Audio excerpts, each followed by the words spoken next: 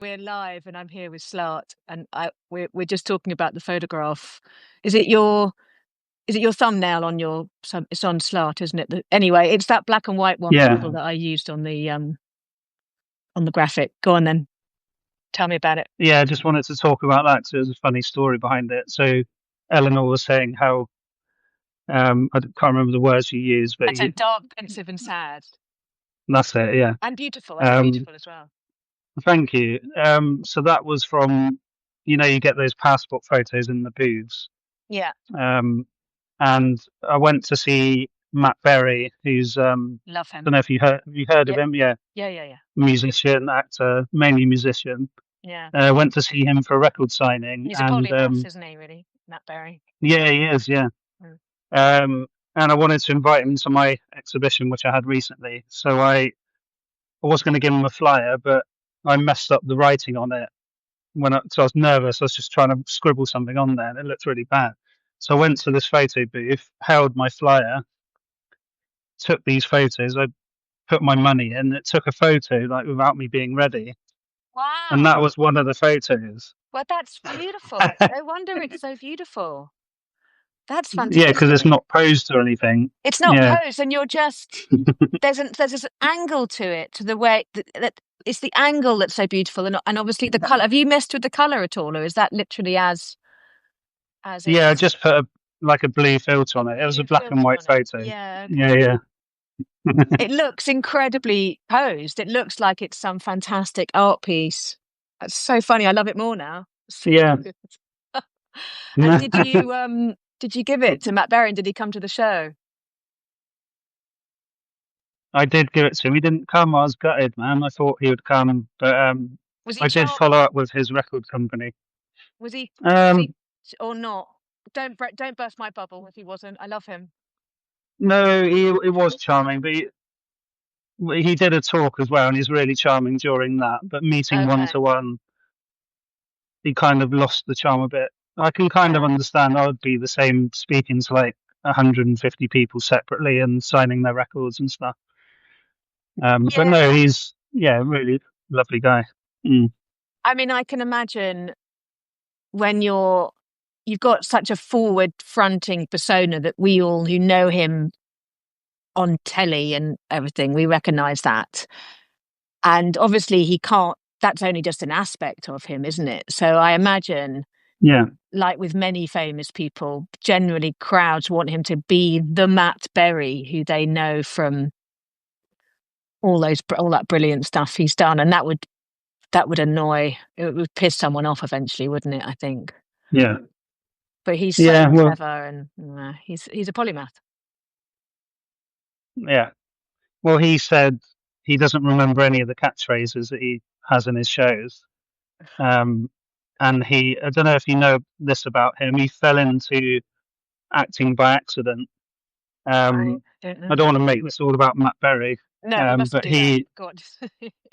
I'll say this quickly. So he was doing a gig. He had to do a slightly comedy music type gig, and the guy who set up Garth Marenghi, I can't remember his name. Yeah, I know. He saw him then. No, not him. Oh no, he wrote it, didn't he? I think, but no, the main Garth Marenghi guy. Yeah, I've forgotten his name. Turbine. But he saw Matt playing, and he said, "I've got this part for this show that I'm doing," and he got into that, and then he got into IT Crowd and Toast of London and loads of stuff after that. So Garth Marenghi, it was a classic. I'm not sure. It's not as widely known as the IT and all of that. No. But I think it was an absolute work of genius. Anybody listening, if you're interested in some really, really original work, find Garth Marenghi, probably on YouTube or somewhere. I don't know where. Anyway, let's talk about you. Let's talk about you, SLART, Steve. How's the show, Memento, Vivere? I'm really sorry I couldn't come. I tried so hard, every time. I was gutted anyway that I couldn't be there. But how was it? Oh no, it's okay. I know you tried your best. I did try. Yeah, it was amazing. It was very moving. Very. There's lots of little kind of faux pas that happened and stuff. Like which made the whole thing more interesting. Like one of the days I forgot the key to the crypt. So they got this massive key, which is like 200 years old. And I got there and I was like, oh shit, I've forgotten the key. And there's wow, this is amazing. So I had to go in the church to get the key, but they had a Sunday service on. I was like, oh, I can't go in and say, hello, can you get the key for me? I've forgotten it. So I had to wave at the verger, and finally he came out and got the key off him, walked back. And when I got the key, everyone cheered, and then we went in. Oh, Just little stupid things. So I always get myself in little situations like that, but it kind of makes the story more interesting. yeah. So I met people from all over the world who came to visit. Not saying that I'm huge and people know me. It was just by chance the location of it. There's lots of tourists about, and they just walked in and came out. Like a lot of them were blown away. Which yeah, yeah, I don't like blowing my own trumpet, but I think it worked really well. The space was perfect for my art, and it was people got something from it rather than just looking at pretty pictures. But Yeah. How did you yeah, get the you know what I space? mean. It's a I bit do. more deeper. Yeah, yeah. Yeah. How did you Mm. get the space? Did you just walk in and say, can I use this space?" No, someone told me about it a few years ago. So you have to rent it out. But I, I've been thinking about it for a few years, and then I decided to give it a go. And Okay. when I first went there, it looks it's quite a big space. It's an underground crypt. For anyone who doesn't know, it's below St Pancras Church. Mm. And when I first walked in there, I was like, "How am I going to fill this space with my work?" I felt a bit intimidated, but once it was all set up, it was really perfectly spaced out. So it wasn't all crammed together. There was like a couple of meters between each artwork, and it had a bit of a journey going through all the tunnels, and it seemed to work really well. I think that's one of the things you teach by action is that I've been obviously doing a deep dive on you today, and it seems that you just think, well, I want to do this, so I'm going to go and do it. So, for instance, approaching the crypt and saying, can I rent this space? It's a real example, I think, to other artists out there of all mediums, right? Is that something, have you built that? Have you grown it? Have you always had it? Is it nerve-wracking every time? Where's your heart and where's your nervous system with that kind of action? Mm. It is nerve wracking every time, but it's become easier as I got older. I had really bad social anxiety when I was a teenager and early 20s and that. So I'm grateful that I can even so going from where I was, where I couldn't even like leave the house that much, to being able to do all this stuff. It's life affirming, even though it feels quite scary. It's the pull of actually getting myself out there is bigger than the fear. Um, Mm. I have such a passion to get my work out there that whatever fear I feel, it surpasses that, and I just go and do it. Um, and I'd say that to anyone really. It's so easy to be comfortable, especially these days. But there's also so many more opportunities to get yourself out there and set up your own things. Really, And could I share this with you? What is that passion to get it out there? I think, I mean, obviously, I understand the creative bit. I know I can't help it. It's not a question of choice. I absolutely have to do this thing. But the bit about needing it to be seen and out there, how do you understand that aspect of you? oh God, I can't really put it into words. It's just a compulsion, really. And like you with the art side of it, that's where I would like to spend most of my time. But um, there is just an urge to get it out there, and even and I must admit I am crippled with self doubts quite a lot as well. But I know that they're quite fleeting, and regardless of what I feel about my work, one day I'll like it, the other day I won't, and it's the same for people looking at it. So there's no point me doubting or criticizing my own work, because the main thing is I'm enjoying creating it, and then getting it out there is probably the easier part in that respect. Well, I say the creation is very easy because it's peaceful and I like doing it, but Yeah.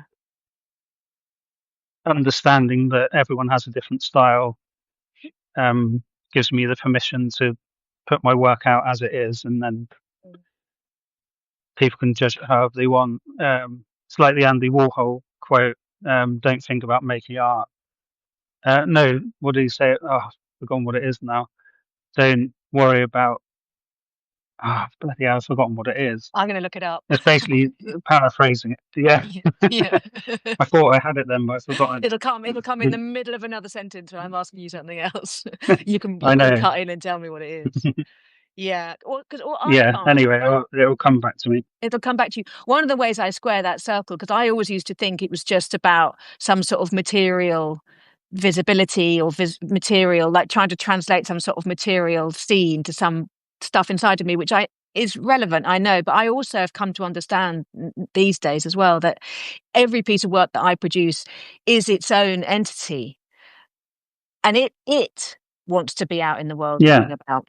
And also when people, in my case, read, or in your case, look, my experience is that they each individually finish the piece of work by looking. Yeah. No, that's so true. They're completing it because you've done your bit, and they decide what it is. You can't decide what it is for them. And I used to get hung up on that. Like if someone interpreted a piece of work in a different way to how I intended it, I used to think, oh no, that's not what it's about. But it doesn't matter. It's what it means to them, and you don't have any control over that, and that's okay. And it also, yeah, I've had exactly the same experience. Or people saying to me, yeah, I really related to the whatever it was in the novel, and I'm like, I never did it cross my mind, the thing you just mentioned, but they saw something that I hadn't seen, or they were interpreting. But it does mean as well, I find, is that the work remains alive and present constantly, doesn't it? As long as it's Yeah. out and visible, it's alive and present constantly because of those new interactions every single time a new pair of eyes hits the canvas. So I feel like we're doing it a favor, trying to kind of inverse the British, think, you know what I mean? Like, they're not blowing our own trumpets. Because I don't think it is. I think showing our work isn't about, we're not blowing trumpets. We're producing children and setting them free. That's how I feel about it. Yeah. No, it is exactly that. It's just like that. And I think being too precious about it gets in your way a little bit. I know so many artists who are quite perfectionist in terms of releasing work or knowing if work is finished. But I touch wood, I don't know why, but I know when a piece is finished, and then it's just out there, and I've got a good practice in terms of moving on to something else and not dwelling on stuff. Like the exhibition, that was a huge thing for me, and doing all that, and it's so easy to dwell on that and how I perceived it went, and all that kind of stuff. But I just think, no, I'll just move on to the next thing, and that's out there now. People have experienced that, and I'm going to document that a bit more. But it's just in the world, and on to the next thing.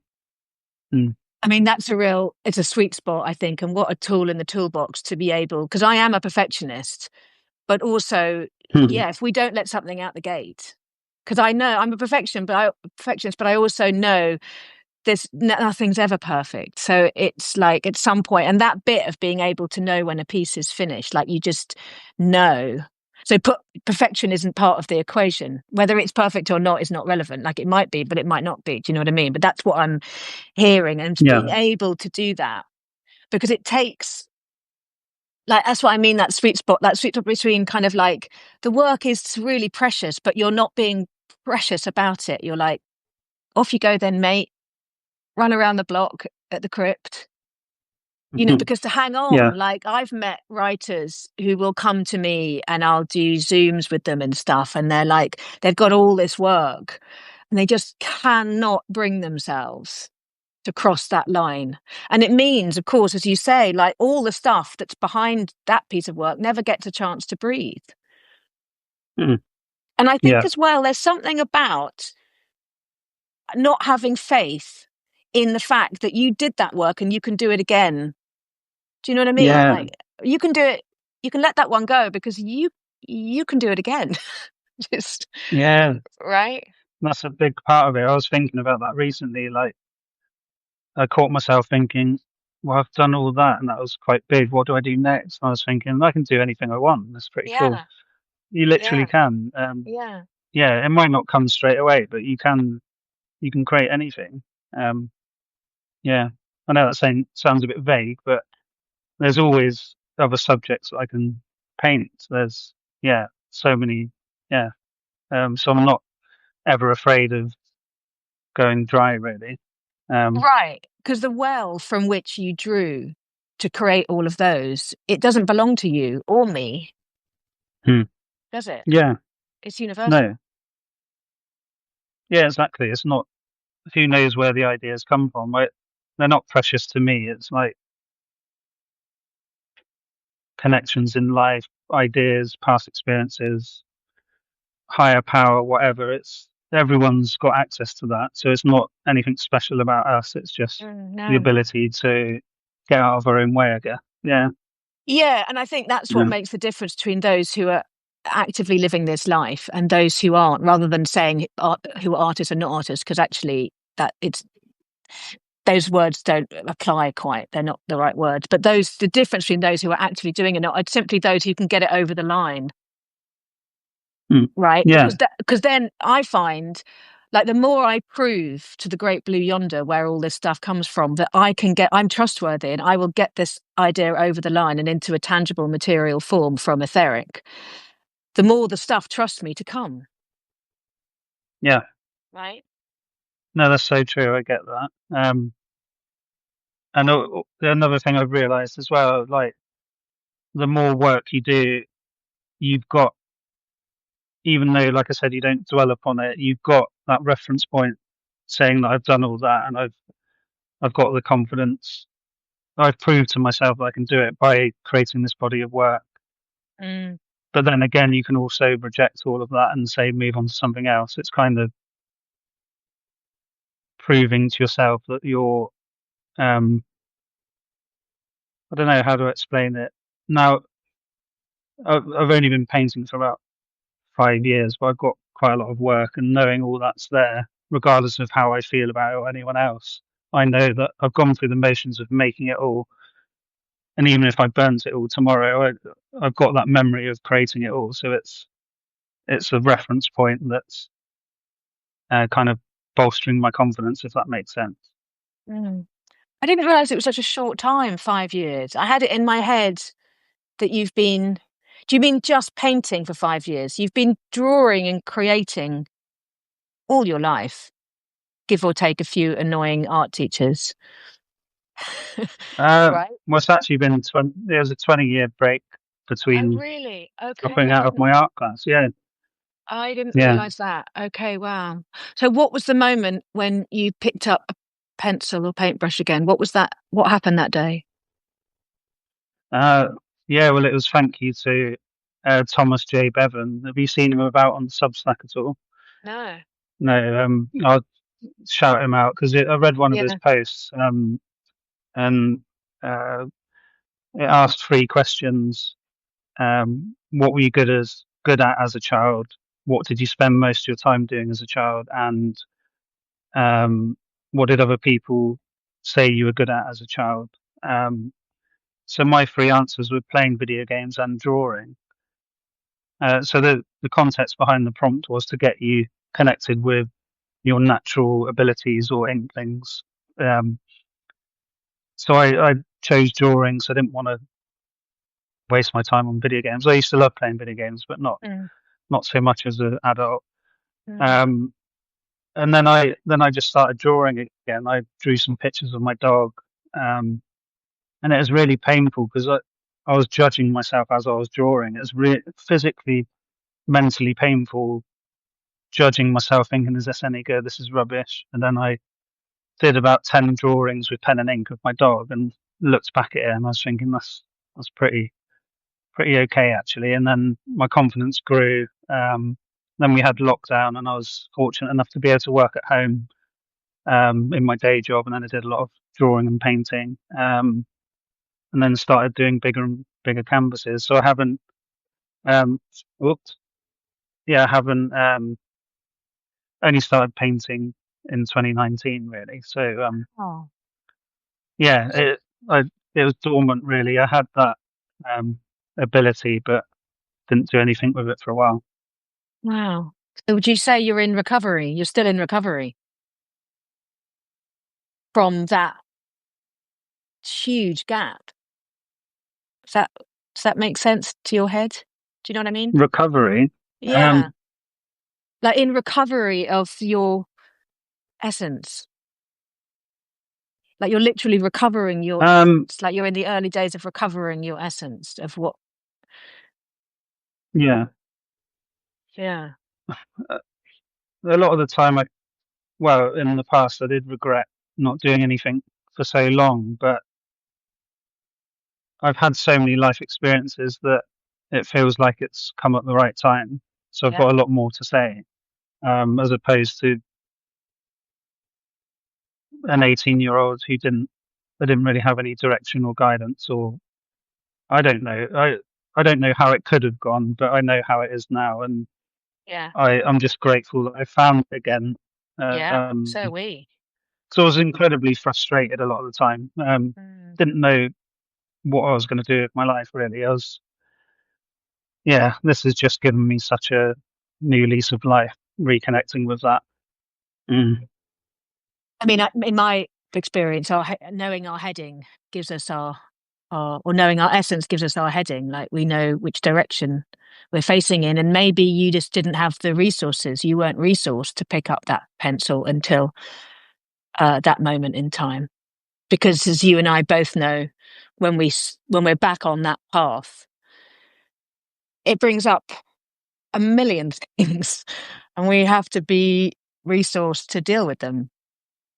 I mean, that's how I view my own break from who I am.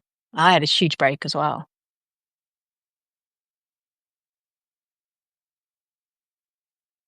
Yeah. So is your style and your eye, is it still developing? Are you watching it develop? How do you see your work over the last 5 years and its development? That's a really good question. It's definitely got more freer and more Mm. like my own style. So I went through a period when when I first started, I was trying to invent a style, and that felt quite tedious and forced and contrived, really. So I'm very lucky to have mentor, a mentor called Crosley. I don't even speak to him that often, but he's in the background and there if I need him. But he saw these paintings I did, which were quite contrived, and he said, "What are you doing? That's not your style. You need to go back to your naive art style." Because at the time I was putting designs on coasters, and this other guy was saying you should sell coasters with your art on. And I got absorbed in that for a bit, and I was like, "What the fuck am I doing? I don't want to go in this direction." Yeah. So luckily, Cros pulled me out of it, and then I um, went in my own direction and um, stopped trying. I stopped trying to make my art into a style or trying to make it perfect in terms of pursuing any kind of realism or um, yeah, or anything like that. Because I don't know if it's a universal thing, but if you ask someone who knows nothing about art to describe what a good piece of art is, they would usually say it's something that looks realistic. And a lot of the time, with an abstract piece, they'd just think, oh, it's just squiggly lines or whatever, or blobs of colour.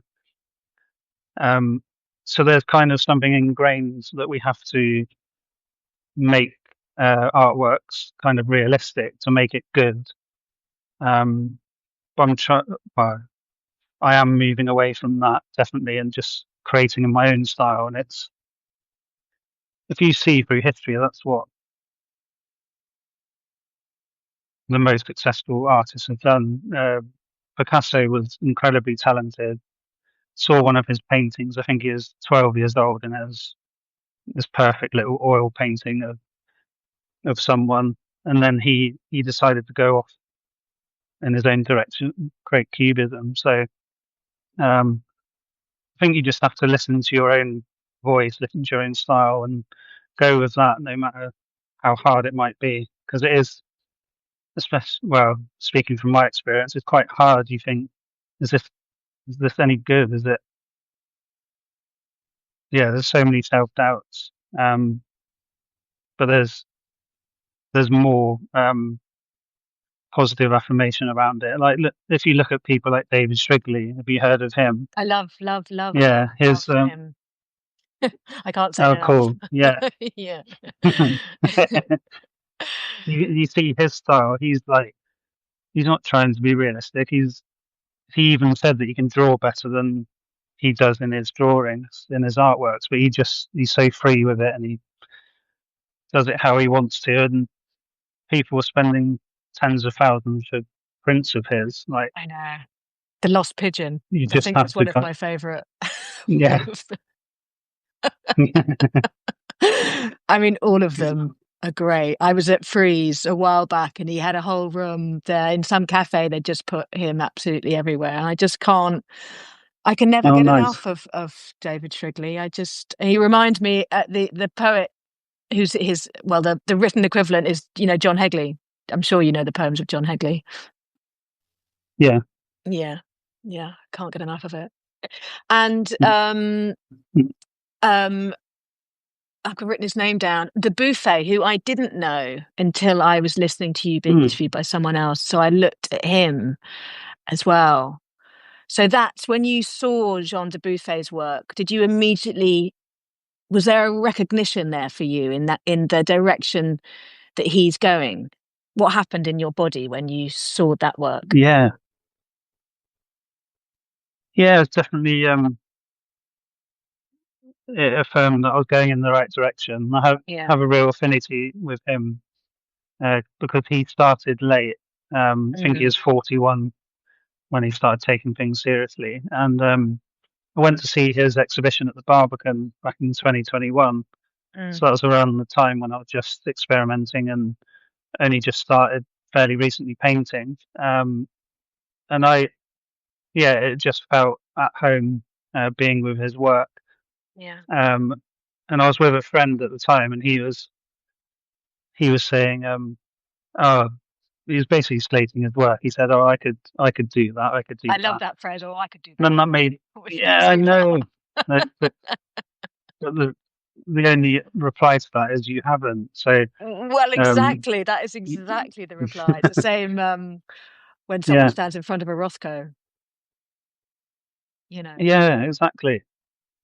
Yeah, I didn't quite understand Rothko's. I do until I saw a bit of a documentary, and he really poured himself into his work. He was a very troubled guy, but he really gave himself to his work. And yeah, once you really understand what it's about, you can almost feel it. Really, I remember sitting in. There was like a Rothko room in the British Museum at the back. I don't know if it's still there. It's not. No, Tate Britain. Sorry, Tate Britain. Yeah, I think just sitting in there. Oh, it is. Yeah. But yeah, I went off on a tangent then. I can't remember what you were saying about before. I think probably the first time I stood in front of a Rothko, and I think it probably was in Tate Britain, and it was one of the big. I think it was a big red. It might have been a red and black. It might have just been red. And I remember standing in front of it and having a completely acid experience. I mean, I was just going into it. And this Wow. applies the same with writing as well. You know, when somebody reads anyone's work, they can only go as deep as the writer went. Or it applies to therapy. You can only go as deep as the therapist has gone themselves. Do you know what I mean? And so the same with the art. Like we can only go, and clearly, yeah, of course, anybody can put some red paint on a canvas, but the depth is the work, is the art. And that's what I was falling into with Rothko. But I think you've got to stand face to face with them to have a chance of really getting it, I think. Did you go to the Bacon retrospective at the National Portrait? Oh, I lost you. Eve, are you there? I think we might have just lost network. Oh, no. Steve, if you can hear me, I can't hear you. Oh, there you're back. Can you hear me, Steve? Sorry, it cut off a bit then. It cut off. Did you go to the Bacon retrospective at the National Portrait? Oh no, I didn't. No, I didn't. No, I went to his in the Royal Academy a couple of years ago. That was pretty amazing. How would you guess that I loved Bacon as well? He was done my research. I haven't written that down actually. No. I haven't even talked about it. Oh, maybe I have actually. I think I might have done. Yeah. Yeah, he is one of the artists that I learned about in school, and I was just blown away with the how different his work was to what we see in kind of traditional art. Yeah. Did you get it? So how old were you when you first saw a Bacon? Like, what were you, sort of 15 or 12? Probably like 15 or something. Okay. Yeah, 15, yeah. And you got it immediately, did you? Yeah. Yeah, I think so. Yeah. Yeah, I mean, me too. I absolutely adore him. And I can stand in front of a Bacon. In fact, I've often, in times of real stress, again, gone to Tate Britain and sat, I think one of the triptychs is there. You know, I mean, I don't know the names of anything ever, but you know, orange background and that fantastic long neck and mouth and those three. And I will sit in front of them and I'll feel the most incredible calm. And I think it's because he's showing the inside. He's showing it. So there's no lies, you know? Yeah. And it just brings... No, that's so true. Yeah, it brings immense calm. So did you have like a whole backlog of work leading up to your show? Did you have a studio full of work and then you said, okay, I need to show this? Or did you get the show ready and then, but how were you doing it? And do you have an empty studio? Are you like literally, you starting again? Well, it was half and half. So I booked the space. I selected some previous paintings. So the original plan was 12 previous paintings and 12 new paintings. But it ended up being 34 altogether. Wow. Then I created, I think, 15 new works leading up to that. And I find that it definitely, from my experience, has helped me painting more if I've got a show coming up. Some people might feel the pressure of that, but it kind of gets my mind focused into a theme, and then the ideas flow, and then I can create it a lot more clearly, I guess, because there's that slight time constraint. Yeah. I really wish I'd seen the Kidney Man, Iron Man. Were they all in the show? Yeah, they were. Yeah, so I had some of the fistula collection, which is when I documented my kidney failure. So I had pretty much most of those. Then I had a few modern day Memento Mori paintings I did at the end of 2023. And there's a really a sad story. Well, I don't know how to put it. So I don't want to sound like I've just flippantly said it, but I had me and studio, another artist who's got a studio next to me, Adam Crosland. We set up an exhibition for December. I think it's December 9th, 2023. So it was around um, death, basically. I can't remember the title of it, but um, my brother actually died the day before the exhibition, and it became incredibly poignant.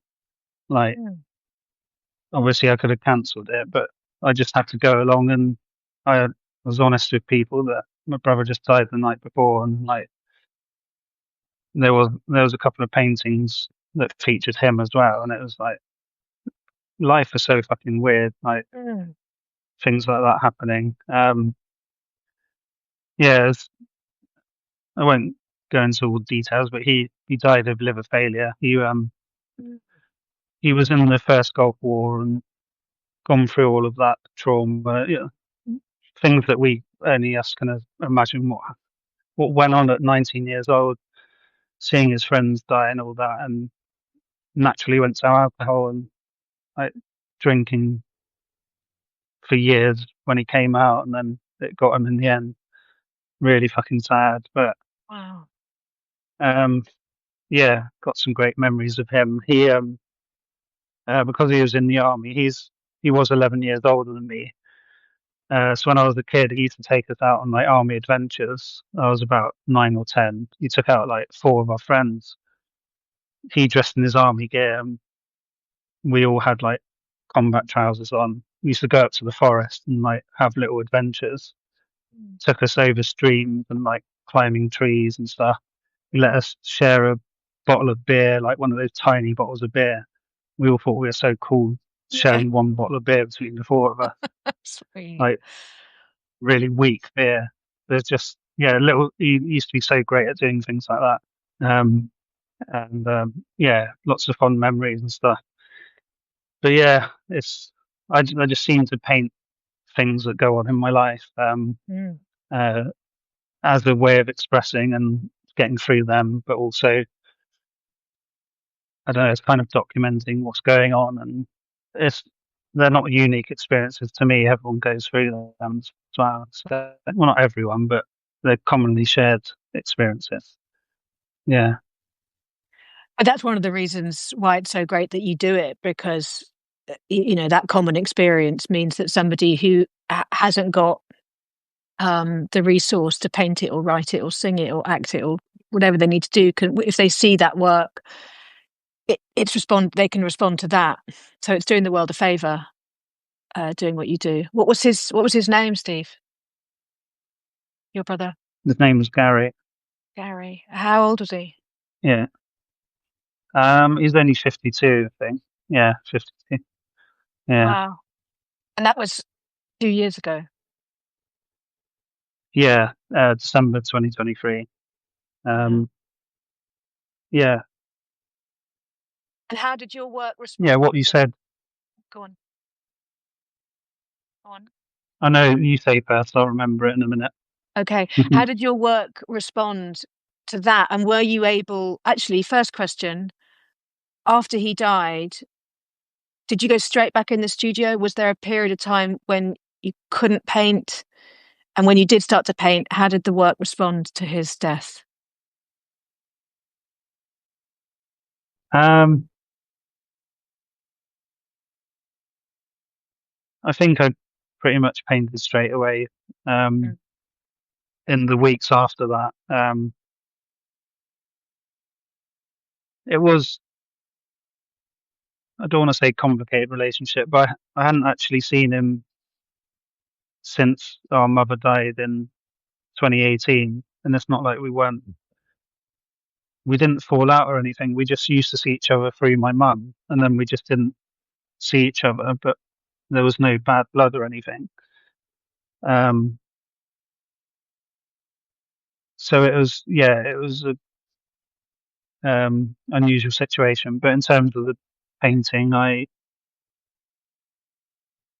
painted this figure of uh, someone in the dark, basically drinking a can of beer, and then they're having flashbacks of like war trauma. That's what came to me after painting that. And also another painting which had more of a humorous twist to it was he, because he was older, you don't have you do have these, but he had like porno mags and stuff, and we used to steal them off him when we were younger. And I did this painting, like me, yeah, people don't really do that anymore Not because anymore, of the no. internet. Yeah. But yeah, me and a friend stole his magazines and went and sat on like an old mattress, which sounds really random now. That's the kind of shit you do like back in the 80s and It's the 90s. 80s, yeah. Yeah, late 80s. Sat on the mattress reading his porno magazines, and he caught us. He came out and said, like, bollocked us. So I did a painting of that, and it was quite funny. Me and my Oh, mate nice. looking at one of his magazines, and you see him and the back of his head like looming over us. So I always like to put a humorous spin on what's going on as well, because I think you have to laugh about things. You can't all be serious. I know death um, isn't a laughing matter. You can still Well, I find mean, those funny moments, can't you? yeah, but death can be funny as well. It doesn't, do you know what I mean? It's not, Mm, I'm not convinced it has to just sit in the bucket of always somber and sad and all the rest of it. Death is just death. And sometimes it's funny, and sometimes it's really not funny. And, there are a million aspects to it, I think. So, mm. did you know in the run up, how much did you know about the dark room he was in before he died? How conscious were you of it? I didn't know. He didn't want us to know. He told a friend he was with not to tell any family. He didn't want them to worry, us to worry. Um, so I didn't know until he died. Um, his ex-wife told me, who found out through a friend of a friend. So yeah, it was sudden, but as soon as she called me, I knew he was dead. I just knew by her tone of her voice, and yeah. Um, uh, but I just wanted to go off on a slight tangent. Mm, I don't know if the story's appropriate. It's not anything terrible, but it's related to death again. So mm. uh, I found out one of my aunties died, but my cousins didn't tell me as well. So I asked how she's doing. She said, "Oh, um, my cousin said, oh, she passed away about a year ago." And I was like, "Well, I didn't know." So my cousin told Gary, but Gary didn't tell me, so we weren't in touch.